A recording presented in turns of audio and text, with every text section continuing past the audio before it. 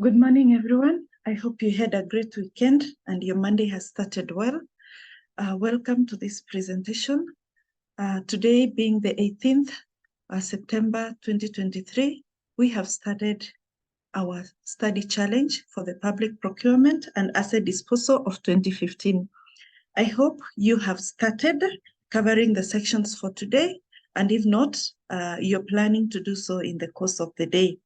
So I thought giving you this introduction, it will enable you to better plan yourself and even start the study in a very effective way.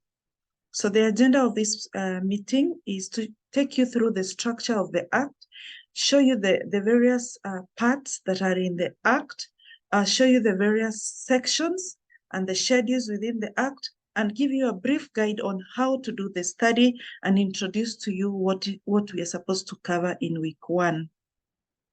So how is the Act structured? The Act is structured into 18 parts. If you go to just after the cover page of the Act, the next page kind of is a table of content. And as much as it doesn't look like the normal table of content that you know, but it kind of shows you what is contained in this Act. So the Act has 18 parts. The parts are synonymous to chapters.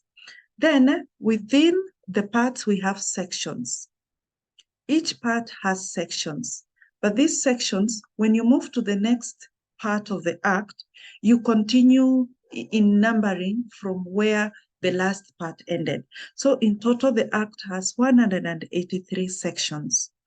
Then, after the 183 sections and 18 parts, you have schedules. We have 3 schedules in number that are related to this Act, and I'm going to talk about them in the subsequent slides. So I want to give you more details about the structuring of the Act.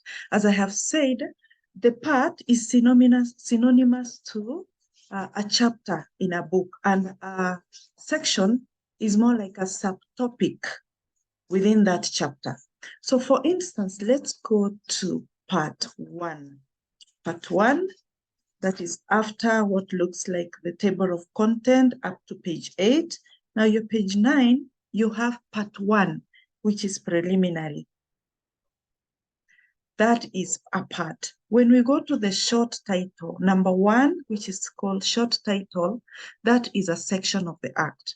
So, for instance, part 1, which is the preliminary of the Act, it has the following sections.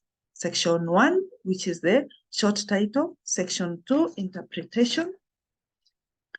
Section 3, guiding principles. Section 4, application of the Act.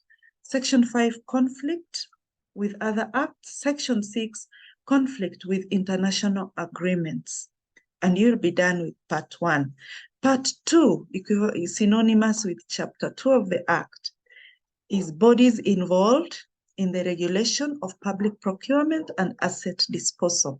And it has the following sections. Section 7, role of National Treasury on public procurement and asset disposal. Section 8, Section 9, all the way to Section 32. That covers part 2. Then we go to part 3, county government responsibilities with respect to public procurement and asset disposal. This one only has one section, Section 33.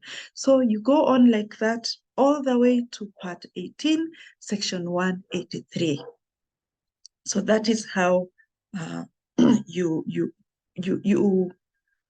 mingle within parts and sections of the Act. Then after we are done with the parts and sections, we go to schedules.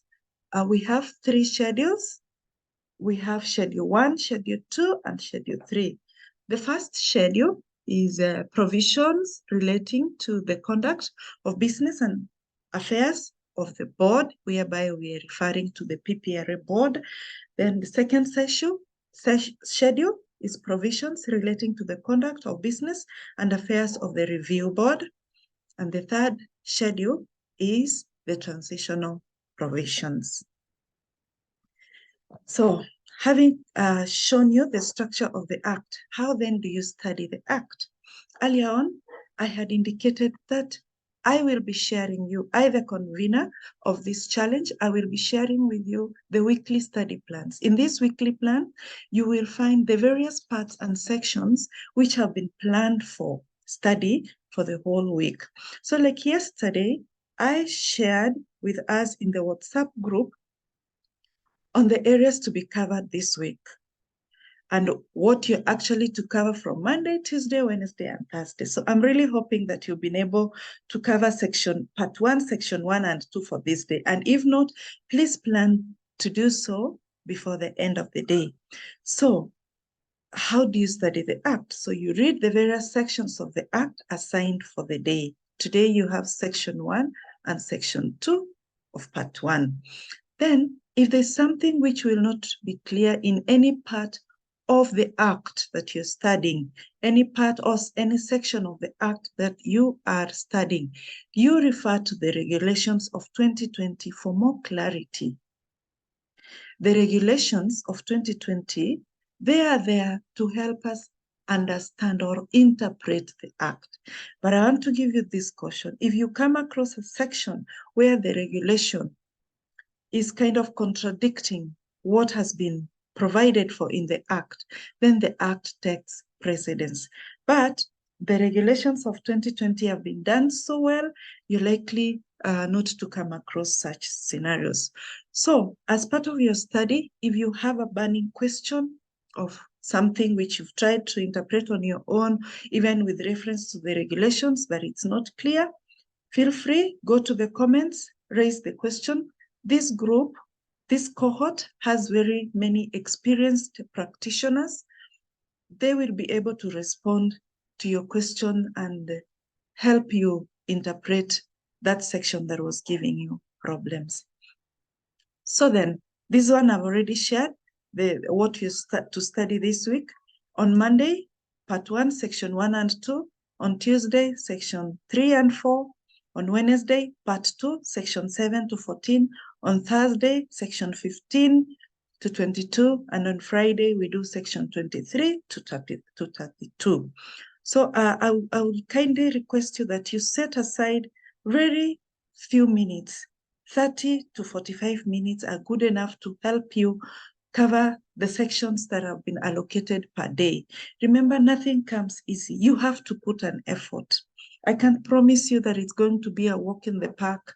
It is going to be fun. Sometimes it will be discouraging to study the Act, but when you look at the bigger picture, the why you are doing it and how you're going to benefit by doing it, I will encourage you to go ahead and do it. Otherwise, I wish you a great day. I wish you a great week, even as you proceed to do it. And if you have friends who might be interested in this, friends and colleagues who might benefit from this, encourage them to join so that even within your small cycles, within your small inner networks, you're able to have 1 or 2 people who you're holding each other accountable, even as we go through this study. I wish you all the best. God bless you.